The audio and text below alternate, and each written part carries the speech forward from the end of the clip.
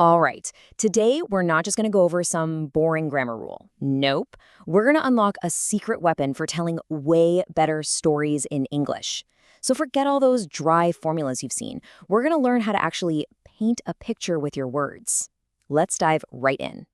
So to see what I mean, let's follow the story of this person, Julia, who was having a really clumsy day. It all kicked off at the grocery store.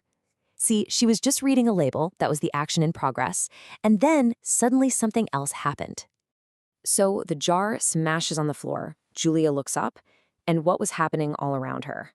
This. Everyone was staring at her. This is a perfect example of using the past continuous to set the scene. It describes what was going on in the background, all around her. Oh, and the story gets even more visual. As she's trying to get away, totally embarrassed, this is the result. She wasn't just leaving one footprint, she was leaving a whole trail of them. You can just picture it, right? This tense helps us see the action as it's unfolding. It creates such a clear image. Okay, so Julia's disastrous day gives us a really good feel for this tense. Now, let's hit rewind for a second and look at the mechanics of what the past continuous is really doing and, more importantly, when you should use it. So, at its heart, the idea is super simple. We're not talking about a single finished thing like I called. We're talking about something that was ongoing, something that had some duration. You can think of it like this. It's the video clip, not the snapshot. You can use it in a few ways, but honestly, that first one, an ongoing action that gets interrupted, that's the big one. That's your key to making your stories so much more interesting. And this shows that idea perfectly. The long, stretchy background action is, I was watching TV. It was in progress, right? Then, bam, a short action cuts in. The phone rang. The past continuous gives us the context for that interruption. So here's the key difference. The simple past tells you what happened, a finished action. He called me. Done. But the past continuous tells you what was going on when it happened. I was sleeping when he called. See, it gives you the background story. Okay, so now we know why we use it. Let's get into the toolkit and see how to actually build it. And the good news is the formula for this is always the same, and it's really easy to remember. It's a really simple recipe. You just need 3 things: your subject, the right past tense form of to be, so that's was or were, and then you just take your main verb and stick ing on the end. That is it. And here's a super important little tip for pronunciation. When you use the negative forms, wasn't and weren't, you really have to hit that final t sound. Why? Well, because I was watching and I wasn't watching mean the complete opposite, right? That tiny little sound changes everything.